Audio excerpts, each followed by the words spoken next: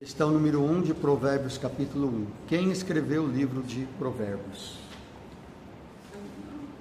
Hã? Então, está escrito aqui no capítulo 1, né? no versículo 1, Salomão. Então, já começa declarando quem escreveu, né?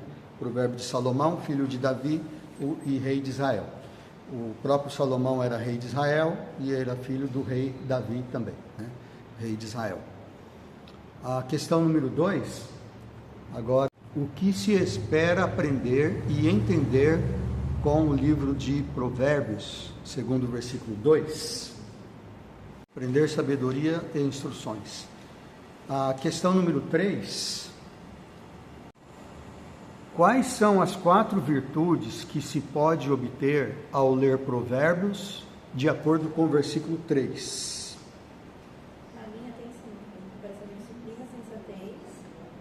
Na versão revista atualizada, né, seria o ensino do bom proceder, né, a justiça, o juízo e a equidade, né? Então, mas cada versão tem aí algumas palavras diferentes, mas no final é isso que está dizendo, né? Essas 4 virtudes. Número 4, o que o estudo de Provérbios pode dar às pessoas simples e... O que o estudo pode dar às pessoas simples e inexperientes? Prudência, conhecimento e bom siso, né? Todo mundo sabe o que é bom siso? É aquele dente que a gente tem que tirar, né?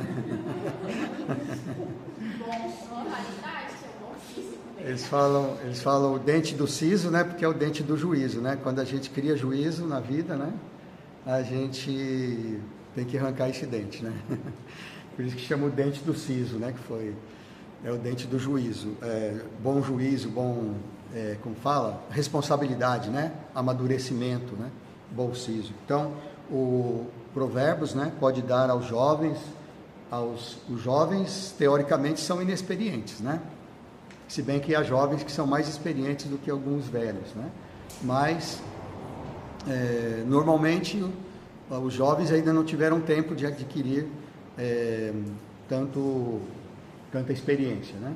Os velhos tiveram mais oportunidade, tiveram mais experiência, então, teoricamente, eles aprenderam mais, né? Mas, se bem que há exceções, né? Há velhos que nunca aprendem, né? E há jovens que aprendem muito rápido, né? Muito mais rápido do que os velhos. Acho que é o Jó que falava, né? Que ele tinha uma sabedoria que às vezes até era mais do que os pais dele, né? Que os jovens, né? Ele falava isso, que os jovens podiam ter sabedoria além dos seus pais, né? Porque acho que tem um versículo, não sei se é em Provérbios mesmo, que fala também que os jovens eles podem exceder em conhecimento até os mais velhos, né? Se eles dão ouvidos à palavra de Deus, se eles buscam na palavra de Deus. Então, esses provérbios podem dar aos jovens e às pessoas que não têm experiência, sejam jovens ou não, o bom siso, a boa responsabilidade. 5. A pessoa já for sábia e instruída, que proveito terá ao ouvir as palavras deste livro, como diz nos versículos 5 e 6. Se fosse na tradução aqui, revista e atualizada, né? Então, o sábio, ele ainda vai adquirir mais conhecimento, ele vai crescer em prudência, né? Ele vai ser mais sábio ainda, mesmo que ele já seja sábio. E o que já é instruído, ele vai adquirir habilidade para entender provérbios e parábolas, as palavras e enigmas dos sábios, né? Então, ele vai aumentar. Então, quem é sábio, ele vai se tornar mais sábio ainda. Mas, resumindo, seria isso, né? Então, número 6, essa é bem difícil, né? Eu acho que vai ser difícil de responder. Qual é o princípio do saber? O Senhor é o princípio do saber, ou o temor do Senhor é o princípio da sabedoria, né? É isso que nós tínhamos pintado na frente do muro, na igreja antes. Depois, quando a gente construiu o templo, a gente pintou e tudo, a gente ficou debatendo qual frase que a gente ia colocar na frente, né? Aí pensamos em colocar essa mesmo, que já estava, o temor do Senhor é o princípio da sabedoria, né? Mas aí, no final, resolvemos colocar Jesus é a verdade, né? Jesus é a verdade, apontando para Jesus, né? Porque ele mesmo disse, eu sou o caminho e a verdade e a vida, né? Mas o temor do Senhor é o princípio do saber. São classificados aqueles que desprezam a sabedoria e o ensino. São classificados como loucos. Isso, aqueles que desprezam a sabedoria e o ensino são classificados como loucos, né? Você é louco, você está desprezando a sabedoria e o ensino. Quem pode dar ensino e instrução valiosa está desde o começo da sua vida. Pai e mãe. Pai e mãe, né? Então, quem pode dar o ensino e instrução valiosa já desde o começo da sua vida? Pai e mãe.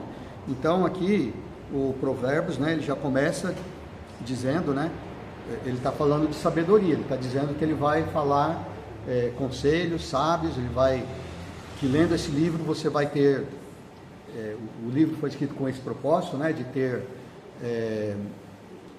dar aos inexperientes o conhecimento, o bom siso, e que os sábios aumentem em conhecimento e tenham habilidade para compreender provérbios e enigmas. Mas aí ele já começa dizendo que o que envolve a sabedoria, que primeiro que o princípio de tudo, né, de todo saber, é o temor do Senhor. Então, sem o temor do Senhor, você não vai ser sábio nunca, né? O princípio é tema o Senhor, tema a Deus, porque sabedoria sem temor a Deus não é verdadeira sabedoria. É como o Tiago falava, né? Existe a sabedoria que vem do alto, mas existe a sabedoria terrena. A sabedoria terrena, ela é má, ela é demoníaca, mas a sabedoria que vem do alto, ela é pura, ela é simples, né? Ela é benéfica para nós, né?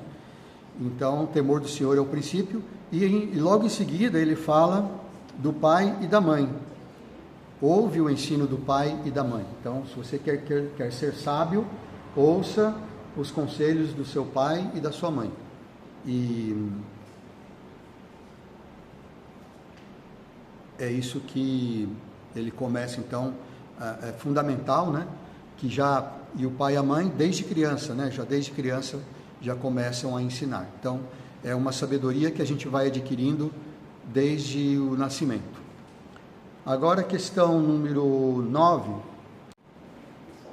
A que tipo de joias são comparadas a instrução e o ensino dos pais? Um diadema de graça para a nossa cabeça e colares para o nosso pescoço. Isso, então o diadema... Os maiores enfeites.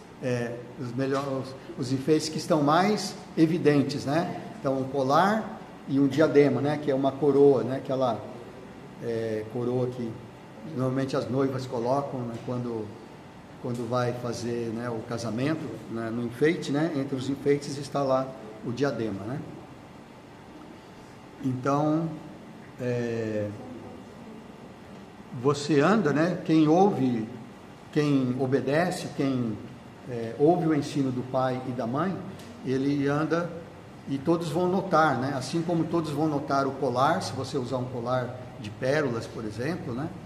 E se você usar um diadema, né? Todos vão ver as joias, né? Que estão na sua cabeça. Também assim é aquele que vai andar, que ouve, né? O conselho dos pais. Então ele tem sabedoria, uma sabedoria benéfica, né? Questão número 10 é para completar a frase. Se os pecadores quiserem seduzir-te, é a primeira palavra, não o consintas, né? A segunda palavra. Então, não vai na conversa deles, né? Não vai na conversa dos pecadores, né? Eles vão procurar te seduzir, eles vão querer que você vá no caminho deles. Então, não permita que isso aconteça. Agora a questão número 11 é para completar também. Então espreitemo-nos, né? Para derramar sangue. E embosquemo-nos, né? Embosquemo-nos, façamos uma emboscada, né? Uma armadilha para derramar sangue, e ainda que sem motivo, né? Os inocentes. Agora a questão número 12 também é para completar. As duas palavras aí para completar é o abismo e a cova, né? Traguemo-los vivos como o abismo, e inteiros como os que descem a cova. Agora a 13 também é para completar. Acharemos toda sorte de bens preciosos, né? E encheremos a nossa de despojos, né? Despojos a nossa casa. Então, despojos é quando eles iam para a guerra, então eles estão acostumados com essa linguagem, né? Porque na cultura deles, a guerra era uma coisa comum. Então, quando eles iam para a guerra, eles venciam o exército inimigo e eles pegavam os despojos. Era assim que muitos se enriqueciam, né? Porque eles literalmente roubavam, né? Eles iam lá, matavam e roubavam. É isso que era a guerra, né? Mas a guerra, às vezes, era motivada por motivos religiosos, como até hoje ainda existe isso, né? Ou por questão de territórios, né? Para ganhar territórios, mas na prática era isso. Eles iam, matavam as pessoas e roubavam os seus bens, né? Os despojos, né? Então, despojos seriam isso, as riquezas, né? Que pertenciam aos outros. Agora vai ser a 14, né? É isso? Lança a tua sorte sobre nós, teremos uma só bolsa. Mais ou menos, né? Lança a tua sorte entre nós, né? Ou conosco. Então vamos junto, né? É como a gente fala, estamos juntos, né? Vamos na mesma toada, vamos ser companheiros, vamos ser parceiros, né? O que acontecer com um vai acontecer com o outro, e aí nós vamos ter uma só bolsa, a gente vai repartir tudo que a gente arrecadar, né? A gente vai repartir entre nós. Então ele está alertando, né? Eles vão falar isso para você, então toma cuidado, não deixa que isso aconteça, né? Agora é a questão número 15, né? Então seria: guarda, não te ponhas a caminho, né? Não te ponhas a caminho, ou seja, não ande com eles, né? E guarda das suas veredas os pés. As veredas são os caminhos que eles escolhem, né? Os atalhos, né? Os caminhos. Agora a questão número 16 seus pés se apressam para o mal, correm para o mal, né? E se apressam para derramar sangue. E a questão 17, não adianta você armar uma arapuca se o passarinho estiver olhando, porque ele vai saber, né, que é uma arapuca. Então aqui na nossa versão, na revista atualizada, diz: debalde se estende a rede à vista de qualquer ave. Então, estender a rede enquanto a ave está olhando debalde, ou seja, é inútil, né? Eu lembro toda vez que essa palavra, eu lembro do pastor Gilberto, né? Que ele falava aquela piada, né? Que, tá vendo? O Jó, a gente teme a Deus em gotinhas, né? Mas o Jó temia a Deus debalde, né? Debalde, mas debalde na verdade, né? Ele brincava com isso, né? Então não tema a Deus em gotinhas, tema a Deus debalde. Mas não é para temer a Deus debalde, né? Porque debalde é uma palavra, né? Que significa em vão, né? Não faça uma coisa que seja inútil, né? Porque se a gente temer a Deus da forma errada, a gente vai temer a Deus em vão, ou seja, debalde, né? Então, mas o pastor Gilberto sempre fazia essa brincadeira, né? Mas o debalde que ele falava era separado. Pegar, em vez de ser de gotinha, era de balde, né? Pegar um balde, né? Temer a Deus com um balde, não em gotinhas, né?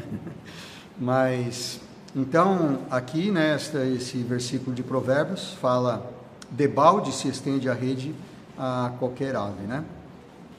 Então, isso, se você armar né, alguma coisa para uma pessoa. A ideia é essa, né? Se você estiver fazendo uma armadilha contra alguém e essa pessoa souber que você está fazendo essa armadilha, não vai dar certo, né? Você vai cair quem vai cair na enroscada é você e não a pessoa que você está querendo enganar, né? E a questão número 18, agora, ele vai cair, né? Ele está atentando contra ele mesmo, né? Ou seja, quem armar uma armadilha, né, uma emboscada contra os inocentes, ele vai estar fazendo isso contra si mesmo. Ele acha que está levando vantagem, mas na verdade ele está atentando contra si mesmo, contra a sua própria vida, contra o seu próprio sangue, né? E quem vai cair na armadilha, na verdade, é ele mesmo, né? Então isso tem a ver também com essa questão de que se você armar uma arapuca, né, e o passarinho estiver vendo, não vai dar certo, né? Porque Deus é que protege os inocentes, não é? Então pode ser que o inocente mesmo não esteja vendo, enquanto você está preparando uma armadilha para ele. Mas o próprio Deus é aquele que defende os inocentes, né? E a questão número 19. Então tira a vida, né? O espírito de ganância, ele tira a vida de quem o possui. Então, quem tem espírito de ganância,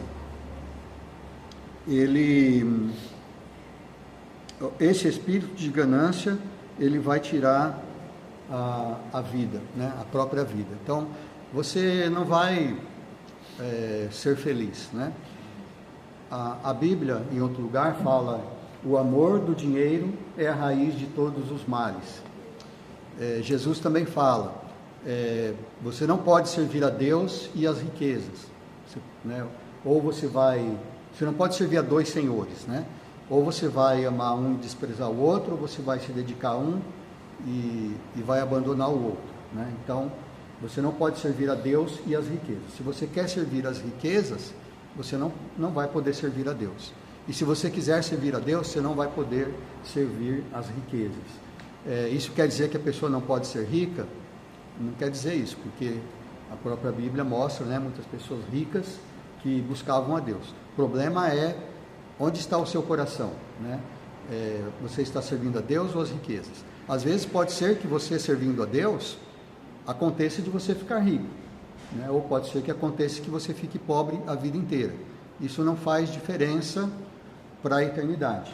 O importante é se você está servindo a Deus ou as riquezas. Mesmo uma pessoa que não se enriquece, ela pode perder a sua própria vida em busca de uma riqueza, que ela nunca vai conquistar.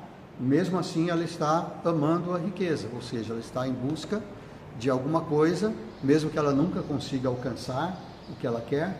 Ela viveu a vida inteira em busca ou servindo esse propósito, né, de se tornar rico.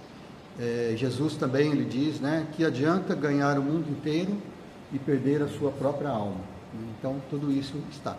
Agora, aqui em Provérbios, ele está falando sobre derramar sangue, você armar emboscada contra o seu inimigo. Eu acho que ninguém aqui pensaria em fazer uma coisa dessas, né? De fazer isso, né?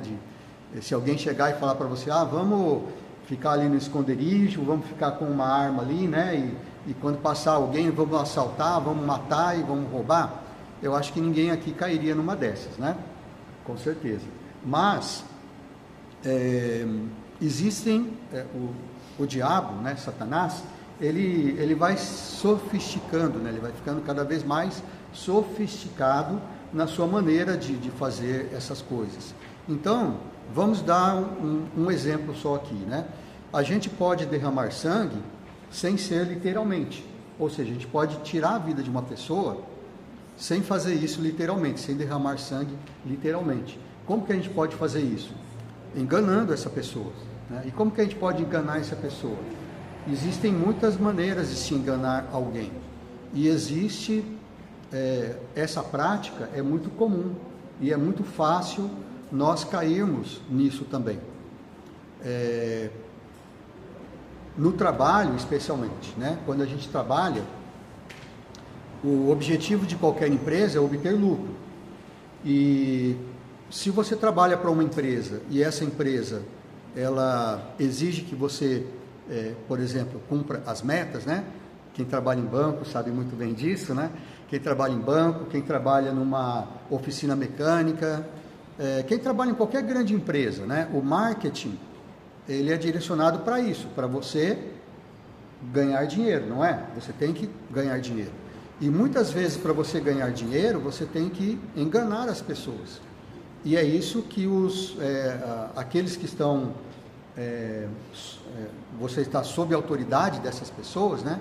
Aqueles que estão em posição de autoridade sobre você, frequentemente vão exigir isso. Isso é muito comum, né, em qualquer empresa. E empresas pequenas também, não só empresas grandes, né? Tem casos, por exemplo, eu conheço uma pessoa que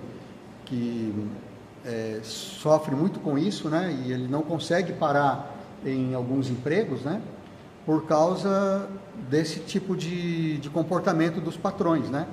Uma empresa pequena, mas que ele quer que esse meu amigo, né, venda as coisas, por exemplo, venda uma coisa e entregue outra. Porque o cliente muitas vezes não sabe, né? Ele não tem, principalmente quando é uma coisa muito qualificada, como por exemplo um veículo, um aparelho eletrônico, alguma coisa assim que é mais técnica, né?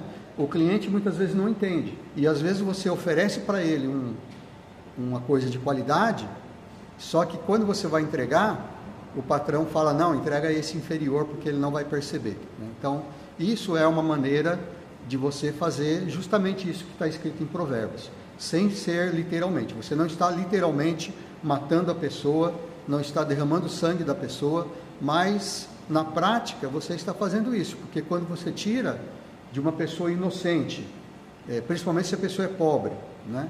Você tira um dinheiro dela, você engana essa pessoa para que ela te dê dinheiro, ou seja, que ela compre o que você está vendendo, ou o serviço que você está oferecendo, então você pode estar fazendo isso. Então, esse alerta serve para nós, né?